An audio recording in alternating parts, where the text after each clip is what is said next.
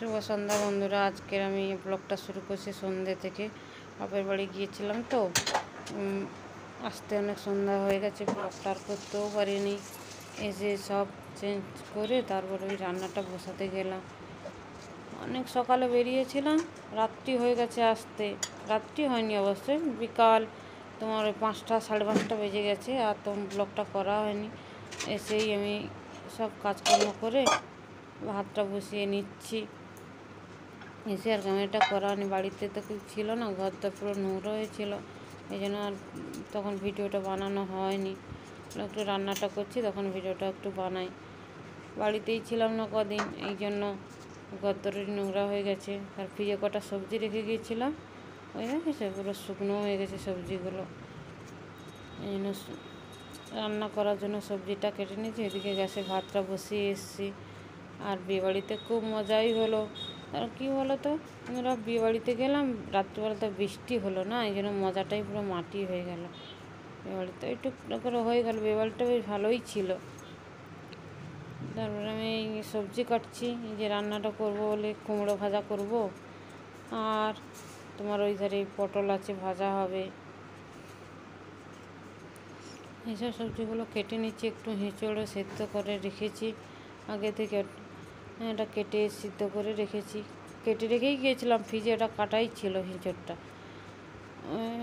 আর কাটা ছিল বলে আর ওটাকে সেদ্ধ করে নিচ্ছি। ওইদিকে বসিয়ে ভাতটা বসিয়ে দিয়েছি। ভাতটা বসিয়ে এই দুটো কলা দেখছো আমাদের বাড়িতে গাছে হয়েছিল, হ্যাঁ, খুব ভালো, বেশ মোটা মোটা হয়েছে। মার কাছ থেকে নিয়ে এলাম কলাগুলো, আর ওই কুমড়োটা, পটলগুলো একদম শুকিয়ে গেছে। সবজিটা কেটে নিচ্ছি। আর বন্ধুরা, তোমাদের সাথে তো আর কথাই হয়নি, তোমরা তো আমার পরিবার, হ্যাঁ, এই জন্য আমি ভাবলাম একটু ভিডিওটা আরম্ভ করি, একটু বন্ধুদের সাথে কথাও হবে আর আমার একটু রান্নাটাও হয়ে যাবে। পটল ভাজাটা তুলে দিয়েছি, পটল ভাজাটা তুলে দিয়ে এই যে এগুলো নুন হলুদ মাখিয়ে নিচ্ছি।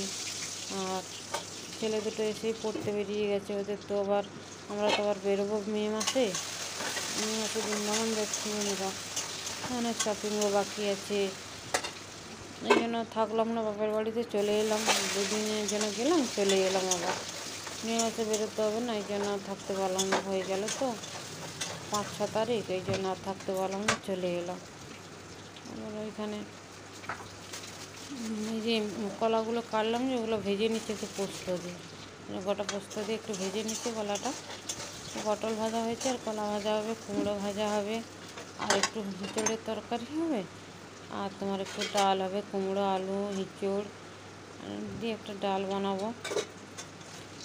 আর আমরা তো নিরামিষ খাই 12 মাস, এই জন্য আমাদের একটু তরকারি না হলে, বেশি সবজি না হলে না ভালো লাগে না।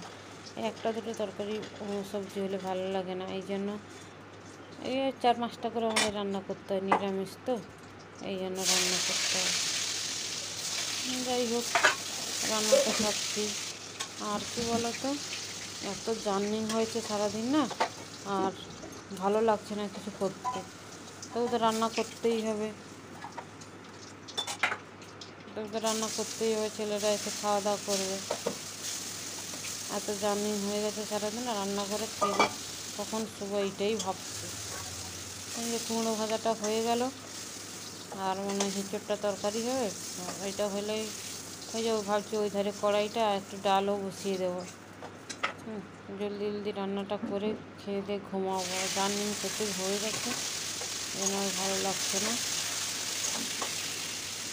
বিয়ে বাড়িতেও খুব মজা হলো আমাদের, সবাই গিয়েছিলাম, খুব মজা হয়েছে। ভিডিও করতে পারিনি, বৃষ্টি হচ্ছিলো, তার ভিডিও করা হয়নি। বিয়ে বাড়িতে মা বোন সবাই গেছিলো, ভাই সবাই গিয়েছিলাম, খুব আনন্দও হলো। মা বাবার বাড়ি থেকে চলে এলে কার না মন খারাপ হয় বলো, সবারই তো মন খারাপ হয় না বিয়ে বাড়ি থেকে মায়ের কাছ থেকে চলে এলে। এই জন্য এসে রান্নাটা করছি, ওখানে বেশ থাকছিলাম ভালোই, মায়ের কাছে থাকছিলাম, তারপরে এসে রান্না করে যে খেয়ে দিয়ে ঘুমাবো, অনেক রাতও হয়ে যাচ্ছে। ছেলেকে তো এখনও পড়ে আসেনি, আমি রান্নাবান্না করেই কড়াইগুলো সব ধুয়ে দিচ্ছি এখন। সকালে তো কখন উঠবো ঠিক নেই, ঘুমাবো সকালে, কখন উঠবো তার ঠিক নেই। এই জন্য এখন সব কাজগুলো সেরে রাখছি। আর আর এই কদিন ভিডিও দেওয়া হয়নি বন্ধুরা। আমি বাপের বাড়িতে ছিলাম তো, মায়ের কাছে ছিলাম, ওখানে তো 8টা মাসতে কেটেই গেছে, আর ভিডিও করা হয়নি। এই জন্য এখন বাড়িতে এসে এই ভিডিওটা চালু করছি। হ্যাঁ, এই যে ছেলেদের চলে এসছে ওরা পড়ে, এই জন্য ভাত দিয়ে দিচ্ছি খাওয়ার জন্য, সবাইকে রেডি করছি ভাত। ছেলে দুটো খাবে জন্য ভাত বেড়ে দিচ্ছি। আর বাবা একটু বেরিয়েছে সেট ফোন এসেছিল, তোমার ওই কী সেসব দরকার আছে বলে, এরা ছিল না তো বাড়িতে, ওই জন্য ফোন করতে একটু বেরিয়েছে, আর চলে আসবে একটু পরে অবশ্যই।